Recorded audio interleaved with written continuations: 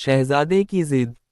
یہ بہت پرانے زمانے کا ذکر ہے کہ کسی ملک پر ایک بادشاہ حکومت کرتا تھا، اس کا ایک بیٹا بھی تھا جس کی عمر 6 سال تھی اور نام تھا شہزادہ شامی۔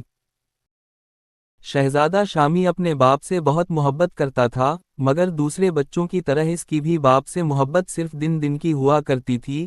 رات کو وہ اپنی ماں ملکہ حسن بانو کے پیچھے لگ جاتا، وہاں سے کھانا کھلاتی، شب خوابی کا لباس پہناتی، پھر اپنے پاس لٹا کر چڑیا چڑے کی کہانی سناتی۔ کہانی سنتے سنتے ہی وہ سو جایا کرتا تھا۔ ایک روز بادشاہ کو کسی کام سے دوسرے ملک جانا پڑ گیا۔ جب وہ سفر پر روانہ ہونے لگا تو شہزادہ شامی ضد کرنے لگا کہ وہ بھی اس کے ساتھ جائے گا۔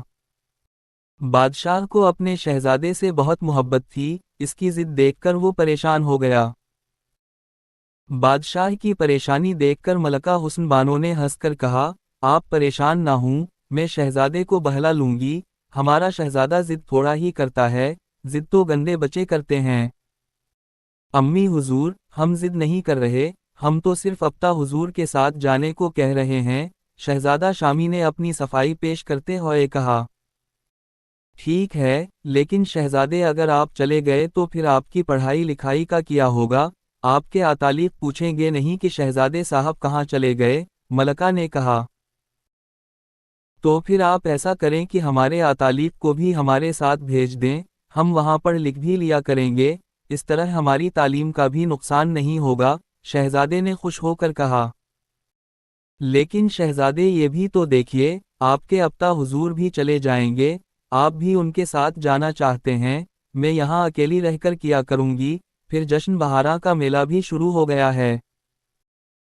اس دفعہ ہمارے ملک میں خدا کے فضل سے فصلیں بہت اچھی ہوئی ہیں، اس خوشی میں پورے ملک کے کسان اس میلے میں شرکت کے لیے آئیں گے، طرح طرح کے کھیل تماشے ہوں گے، جانوروں کی نمائش ہوگی، بڑے بڑے جھولے لگے ہوں گے، نٹ مزے مزے کا کرتب دکھا رہے ہوں گے، گھوڑوں اور اونٹوں کا ناچ ہوگا جو ڈھول تاشوں کی آواز پر رقص کر رہے ہوں گے، یہ سب چیزیں دیکھنے میں کتنا مزہ آئے گا۔ شہزادہ شامی کی آنکھوں میں دلچسپی کی چمک پیدا ہوئی، اس نے پہلی دفعہ سنا تھا کہ گھوڑے اور اونٹ بھی رقص کرتے ہیں۔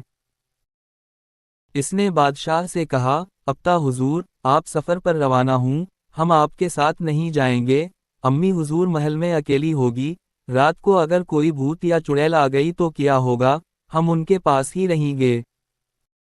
شہزادے شامی کا یہ معصوم سا بہانہ سن کر بادشاہ کو ہنسی آ گئی، وہ سمجھ گیا تھا کہ میلے کے متعلق باتیں سن کر اس نے اپنا ارادہ بدل دیا ہے۔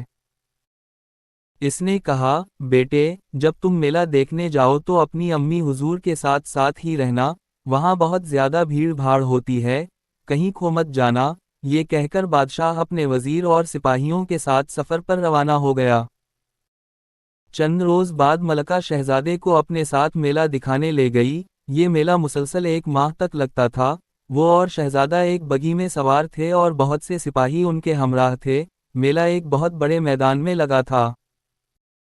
بھانت بھانت کے لوگ ادھر ادھر گھوم رہے تھے، جگہ جگہ کھانے پینے کی چیزیں فروخت کرنے کے لیے خانچہ فروش ادھر سے ادھر گھومتے پھر رہے تھے، رنگ برنگے گھاگرے پہنی عورتیں لکڑی اور مٹی کے کھلونے بیچ رہی تھیں۔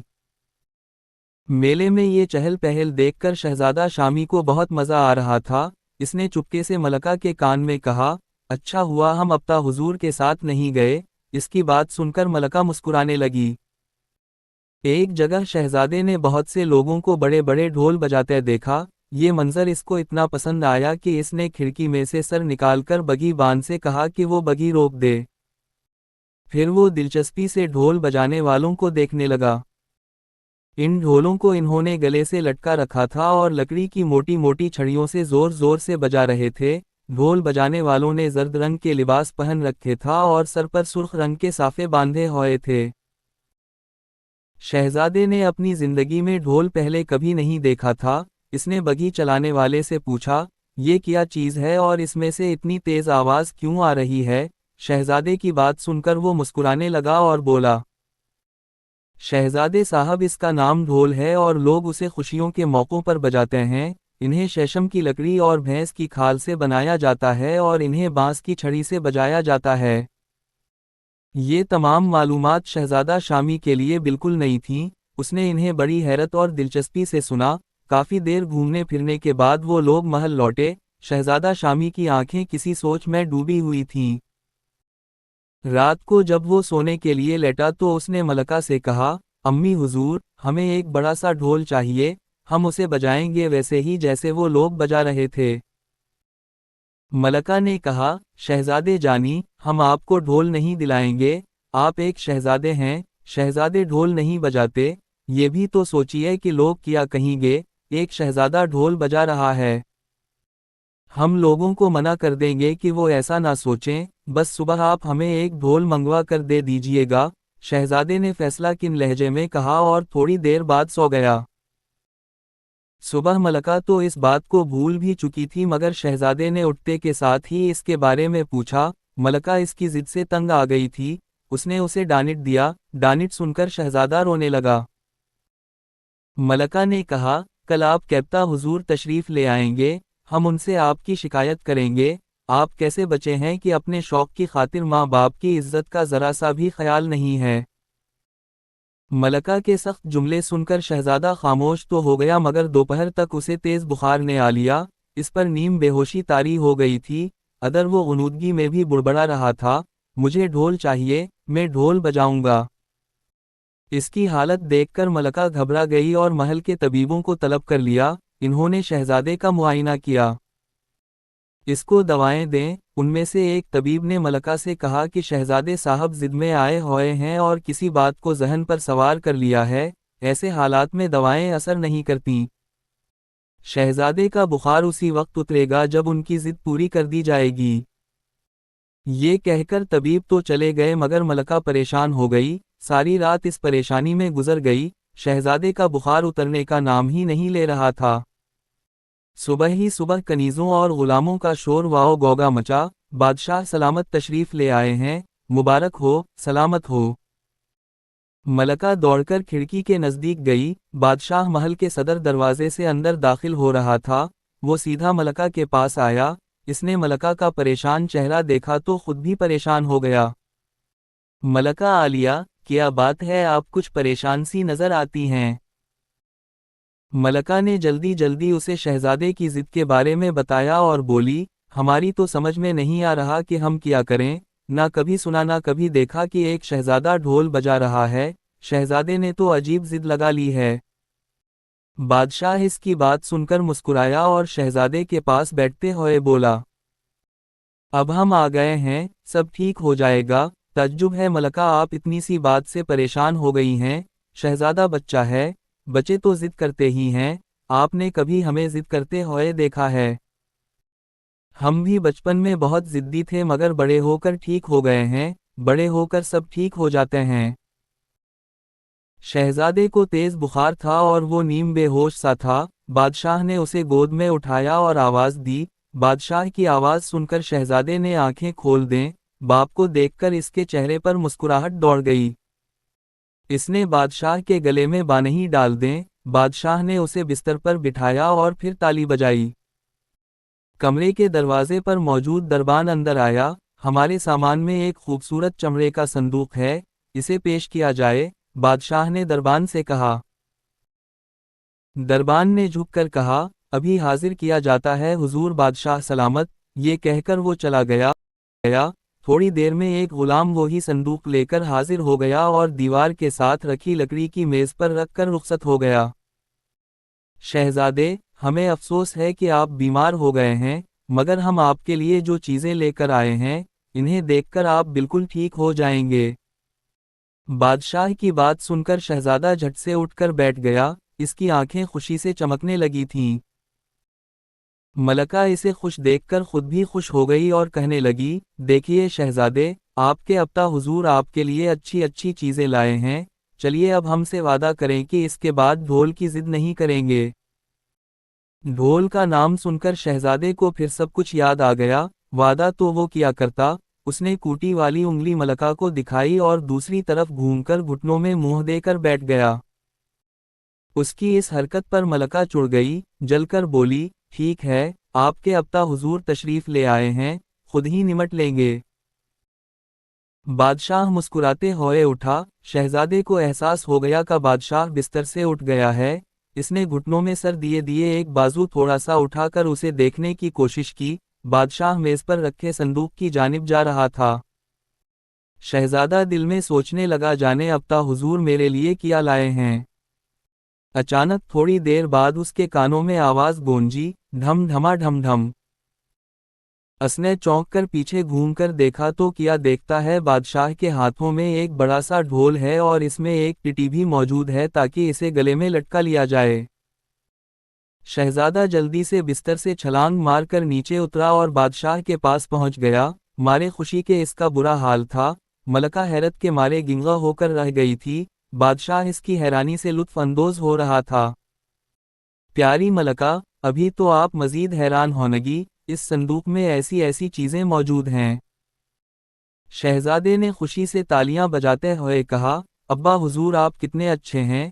شہزادے کو جتنی جلدی بخار چڑھا تھا، ڈھول کو دیکھ کر اتنی ہی جلدی اتر بھی گیا تھا۔ بادشاہ نے ملکہ سے کہا، ہم جب اپنے دوست کے ملک میں پہنچے تو وہاں بھی جشن بہارا منایا جا رہا تھا، ان کا بھی بیٹا ہمارے شہزادے جتنا ہے۔ اپنے بیٹے کو انہوں نے ایک کسان کا سوانگ بھروایا جس کی فصل بہت اچھی ہوتی ہے اور وہ اس خوشی کا اظہار ڈھول بجا کر کرتا ہے۔ یہ تماشا ہم نے اپنے دوست بادشاہ اور ان کی ملکہ کے ساتھ دیکھا تھا اور ہمیں اتنا پسند آیا کہ ہم نے بھی فیصلہ کر لی کہ اپنے شہزادے کو کسان بنا کر اس میلے میں خود بھی شرکت کریں گے۔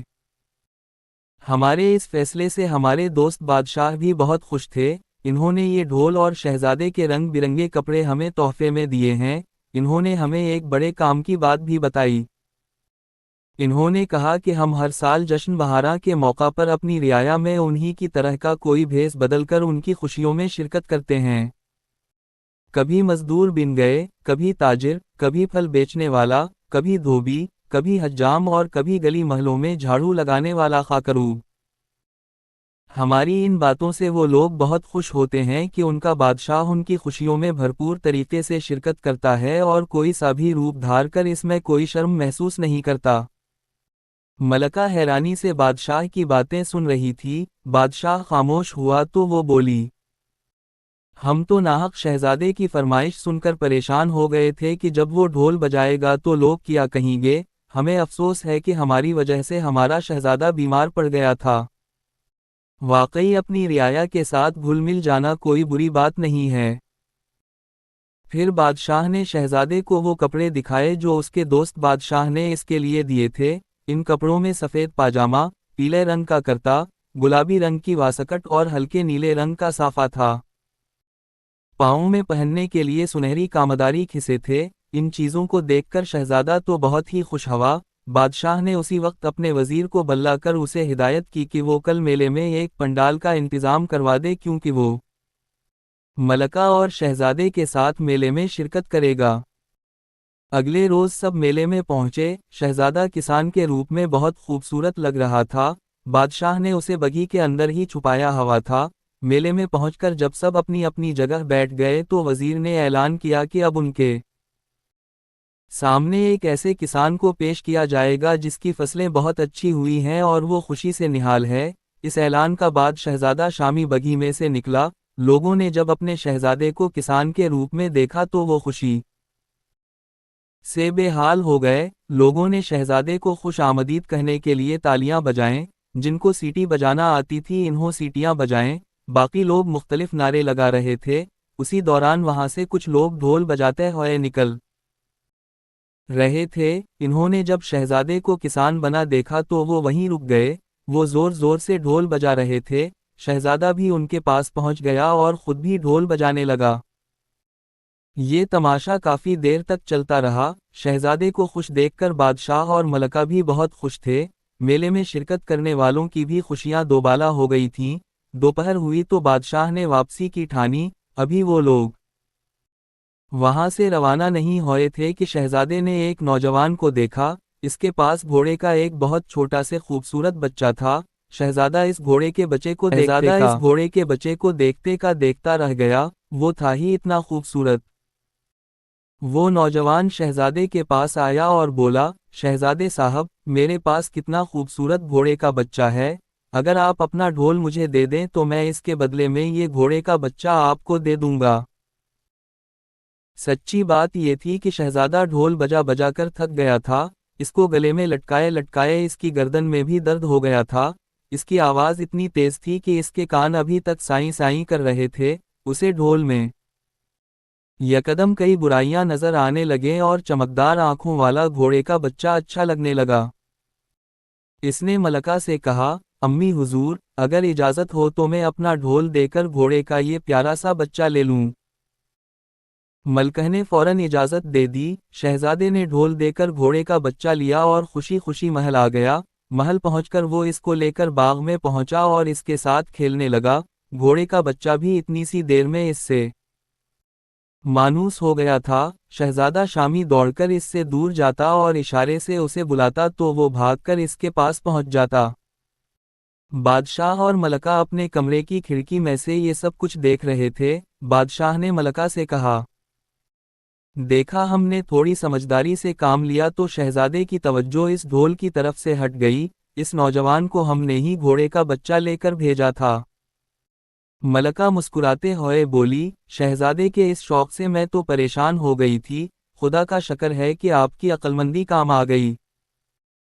بادشاہ نے کہا، ملکہ، اتنی عمر کے بچے عجیب عجیب ضدیں کرتے ہیں، ماں باپ کو چاہیے کہ وہ اس معاملے میں صبر و تحمل اور دانشمندی کا مظاہرہ کریں، ایسے معاملات میں غصہ کرنا اور بچوں پر سختی کرنا مناسب نہیں، دیکھا نہیں اس ذرا سی بات کی وجہ سے شہزادے نے اپنے ذہن پر کتنا اثر لے لیا تھا اور بیمار پڑ گیا تھے، بات حالانکہ معمولی تھی۔ ملکہ شرمساری سے بولی، غلطی میری تھی، اگر میں نرمی سے کام لیتی تو شہزادہ ضد میں آ کر بیمار بھی نہیں ہوتا، بچوں کی ضدیں اگر بے ضرر ہوں تو انہیں ماننے میں کوئی حرج نہیں۔ اسی وقت ان کے کانوں میں شہزادے کے ہنسنے کی آواز آ، انہوں نے کھڑکی سے جھانک کر دیکھا، شہزادہ اس کونے سے اس کونے تک گھوڑے کے بچے سے دوڑ کا مقابلہ کر رہا تھا، گھوڑے کا بچہ حالانکہ تیز بھاگ رہا تھا مگر شہزادہ شامی کے بھاگنے کی رفتار زیادہ تھی اور وہ جیت گیا تھا۔ یہ منظر دیکھ کر بادشاہ اور ملکہ بھی مسکرانے لگے۔